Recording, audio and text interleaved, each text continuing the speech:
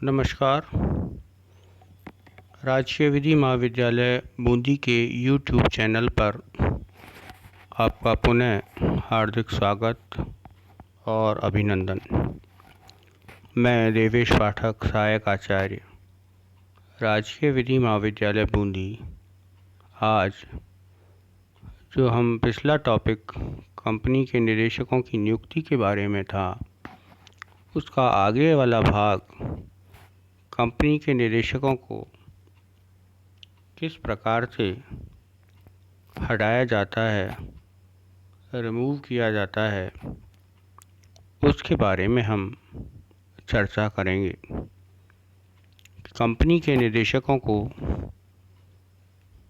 किस प्रकार से उनके पद से हटाया जा सकता है, क्योंकि कंपनी अधिनियम के तहत निदेशक बहुत ही महत्वपूर्ण व्यक्ति माने गए हैं।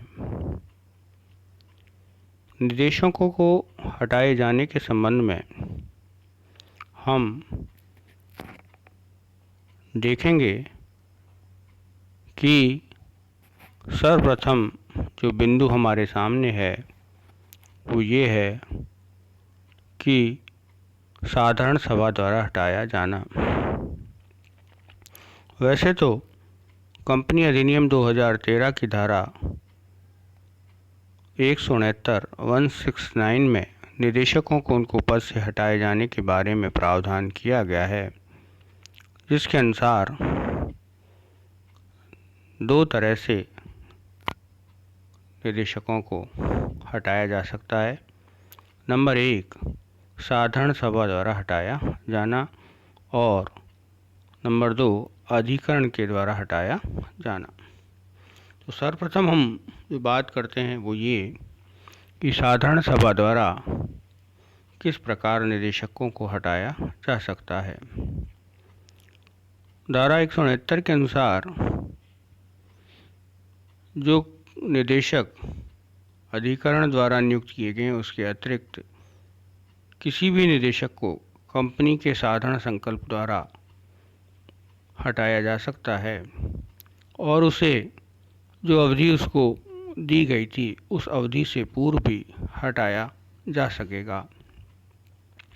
कंपनी के अंशधारी अर्थात कंपनी के सदस्य साधारण सभा की बैठक में एक सिंपल मेजॉरिटी का जो पास करके किसी भी निदेशक को हटा सकते हैं, लेकिन निदेशक को इस तरह से हटाए जाने से पूर्व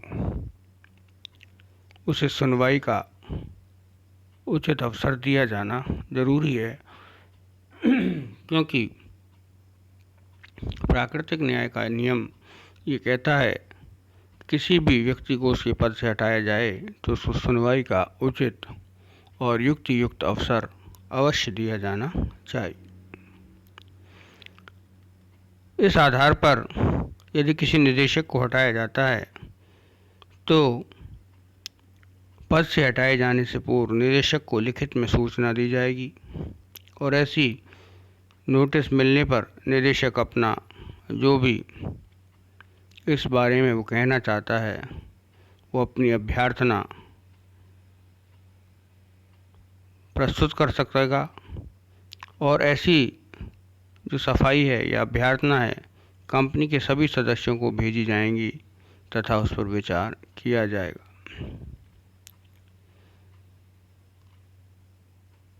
यदि निदेशक को हटाने के लिए साधारण सभा की बैठक बुलाए जाने की मांग अंशधारी द्वारा की जाती है तो उसमें कारण बताया जाना आवश्यक नहीं है। कंपनी के जो निदेशक हैं उनको हटाए जाने की जो प्रक्रिया दी गई है उस प्रक्रिया को यदि हम देखें तो ये पाएंगे कि जिस प्रकार से कंपनी के नियुक्ति की जो अधिकारिता है, कंपनी के निदेशकों की जो नियुक्ति की जो अधिकारिता है, अंशधारकों को उसी प्रकार कंपनी के अंशधारकों को यह अधिकारता दी गई है कि वो कंपनी के निदेशकों को भी हटा सकते हैं।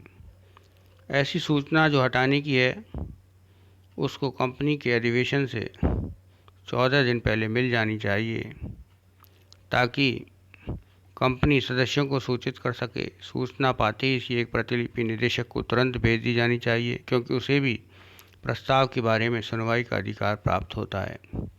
अगर निदेशक अपना बयान कंपनी को देता है और निवेदन करता है कि सदस्यों को भेज दिया जाए, तो यदि पर्याप्त समय हो तो यह बयान सदस्यों को अधिवेशन की सूचना के साथ ही भेज देना चाहिए, और यदि संभव न हो तो बयान अधिवेशन में अवश्य पढ़ा जाना चाहिए।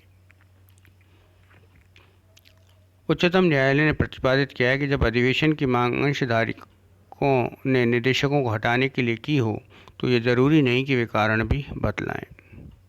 इससे आवश्यक नहीं कि किस कारण से उसको हटाया जा रहा है, लेकिन हटाया जाता है तो उसकी सूचना उसको दी जानी चाहिए, जिससे कि वह अपनी सफाई में कुछ कह सके और प्राकृतिक न्याय के सिद्धांत के अनुसार भी उसको सुनवाई का उचित अवसर प्राप्त हो सके।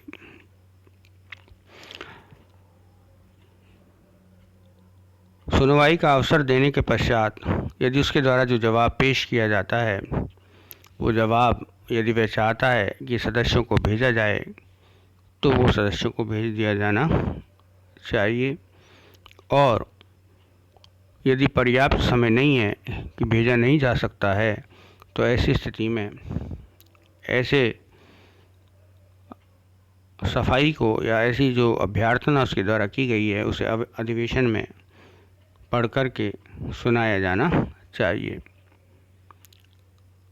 तो इस संदर्भ में हम कह सकते हैं कि निदेशक की नियुक्ति के संबंध में जिस प्रकार से सारे प्रावधान उसके केंद्र बिंदु में हैं, इसी तरह जो कंपनी के निदेशकों को हटाने का जो दूसरा जो व्यवस्था है वो है अधिकरण द्वारा हटाया जाना। कंपनी अधिनियम 2013 की धारा 242 में बतलाया गया है कि किस प्रकार जो अधिकरण है, जो ट्रिब्यूनल है, वह निदेशकों को हटा सकता है। अधिकरण द्वारा किसी निदेशक को कंपनी के सदस्यों या अंशधारियों की ओर से प्रस्तुत याचिका पर ही हटाया जा सकेगा, यदि याचिका में कंपनी के कुप्रबंधन अथवा दमनात्मक नीति का आरोप लगाया गया हो, तो उसको हटाया जा सकता है। यदि इन दो बातों के आधार पर कंपनी के कुप्रबंधन के संबंध में आरोप लगाया गया और उसे हटाया गया है, तो अधिकरण के द्वारा हटाए जाने के कारण ऐसा जो निदेशक है जिसको हटाया गया है, वह ऐसे अधिकरण की अनुमति के बिना आगामी 5 वर्षों तक निदेशक या प्रबंध निदेशक के पद पर कार्य नहीं कर सकेगा, और न वह पद मुक्ति के कारण हुई हानि के लिए कंपनी के विरुद्ध क्षतिपूर्ति का वाद ला सकेगा। निदेशकों द्वारा त्यागपत्र भी दिया जा सकता है। ये रिमूवल न करके, ये तो स्वैच्छिक है, और ऐसे मामले में स्वैच्छिक रूप से निदेशक जो है अपना त्यागपत्र दे सकता है, और त्यागपत्र को स्वीकार कर ऐसे निदेशक को हटाया जा सकता है। तो त्यागपत्र के बारे में 2013 में की धारा 168 2013 के अधिनियम 168 के अंदर निदेशकों के त्यागपत्र के बारे में प्रावधान है। निदेशक कंपनी को लिखित में सूचना देकर अपना पद त्याग सकता है। ऐसे त्यागपत्र के से कंपनी रजिस्ट्रार को भी संसूचित करेगी। त्यागपत्र कंपनी की साधारण सभा की बैठक में रखा जाएगा। त्यागपत्र उस दिन से प्रभावी माना जाएगा जिस दिन वह कंपनी को प्राप्त हुआ था। त्यागपत्र के बाद ही निदेशक अपने कार्यकाल में किए गए अपराधों के लिए दायी होगा। तो इस प्रकार से हम देख सकते हैं कि निदेशकों को किस तरह हटाया जाएगा, साधारण सभा द्वारा संकल्प पारित करके, अधिकरण द्वारा, और तीसरी कैटेगरी ये है कि ऐसे पशु, तीसरी कैटेगरी निदेशक द्वारा त्यागपत्र द्वारा हटाए जा सकेंगे। उसमें वह त्यागपत्र दे सकता है और त्यागपत्र के द्वारा वह निदेशक के पद से अपने आप को मुक्त जो है कर सकता है। धन्यवाद।